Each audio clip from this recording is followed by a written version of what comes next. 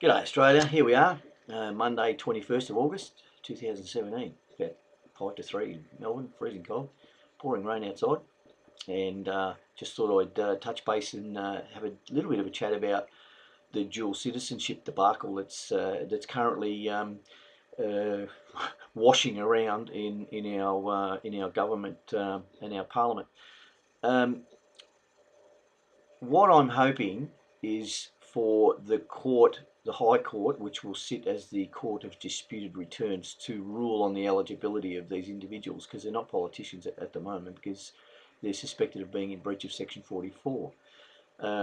What I'm hoping is that the Court of Disputed Returns finds them ineligible, because this will prove once and for all that the successive governments that we've had here in Australia have been breaking the law. Some of these people have been dual citizens for many, many, many years. Now that brings into conversation, if you like, or discussion or debate. What about all the laws and acts of parliament and things that they have been party to passing into the community as legitimate or legal? To me, it smacks of collusion, because you can't tell me that these people didn't know that they were dual citizens, because dual citizens receive things on a regular basis from their respective countries.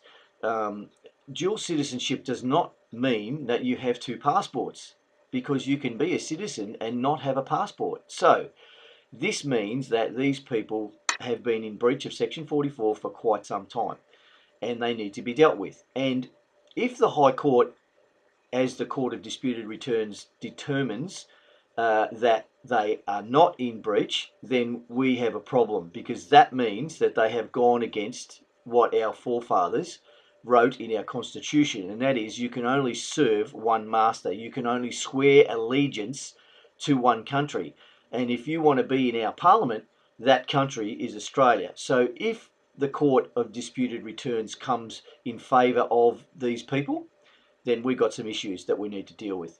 You know who I am, and you know that my party, Commonwealth of Australia Constitution Party, is all for the Constitution being fully restored. The 1901 Constitution, with the 8 legal constitutional changes, to be restored to law of the land. And yes, we will need to upgrade it and maybe rewrite some of it. And you've heard me say it before, maybe even put a Bill of Rights in, some sort of document like that. But that will be at the will of the people, not the will of the government. You see, when our forefathers wrote our Constitution, and they wrote that the Constitution specifically to protect us against our elected representatives. I know that sounds crazy, but that's exactly why they did it, because they write in the Constitution that above all else, our elected representatives must act and govern for the good of the people, for our safety, our security, and our economic and physical well-being. You can't say now that, but when they said you can't be a dual citizen, they didn't mean that. Because if the High Court comes back and says that they are eligible to sit, then that's exactly what they're saying. They're saying that our forefathers didn't mean what they wrote.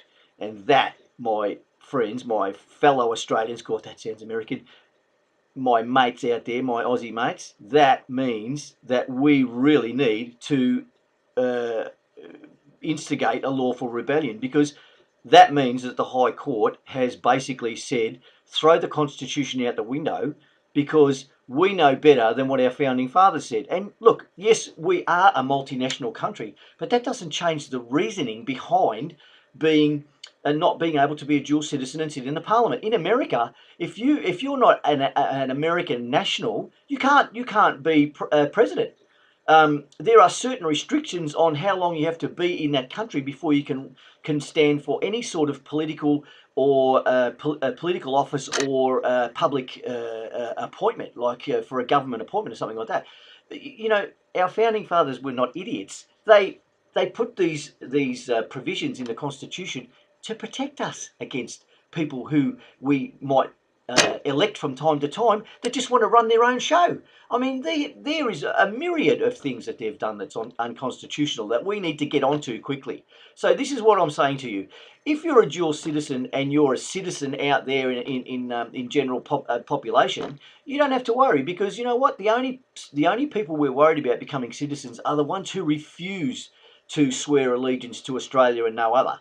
If you're a dual citizen at the moment, you've probably sworn your allegiance to Australia and you believe you're an Australian anyway. So that side of it is not an issue. Look, we would prefer that people were citizens of only Australia if they're going to be a citizen of anywhere, because that just shows that you're 100% committed to Australia. But politicians, nah. People in public service, nah. You cannot serve two masters. You must be and swear allegiance to Australia above all others. If you can't do that, you cannot be a politician. You cannot be in a government position, a public service position in this country. That's what our founding fathers wanted. That's what they wrote down, and that's the protection that we have from the government putting all sorts of weird and wonderful people in, which they've done recently, that will not necessarily fight for us if push comes to shove, because their allegiances lie elsewhere, and they will they won't. We don't have 100% surety that they will choose us. So there you are. They need to go. Simple as that. You know who I am. Commonwealth of Australia Constitution Party. We need your membership. We need your support, and we need your help to recruit the 2 million Australians that we need to roll these whackers out of Parliament. And yes, we will go after them, but let's get them out first.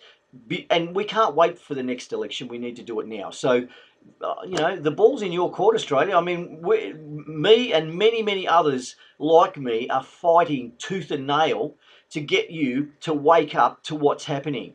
The poll just came out, and the poll shows that the two preferred parties are Liberal and Labor, or Labor and Liberal, whichever way you want to spin it.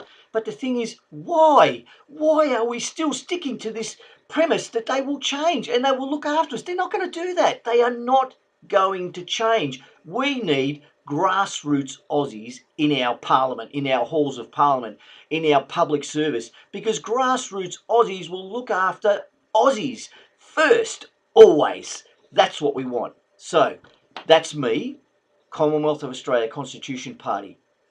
God bless all of you. And for those who don't believe in God, I bless you. Whether that means anything to you or not, bless yourself. I love you all, Jeff Hennig. But got to go. And let me say this.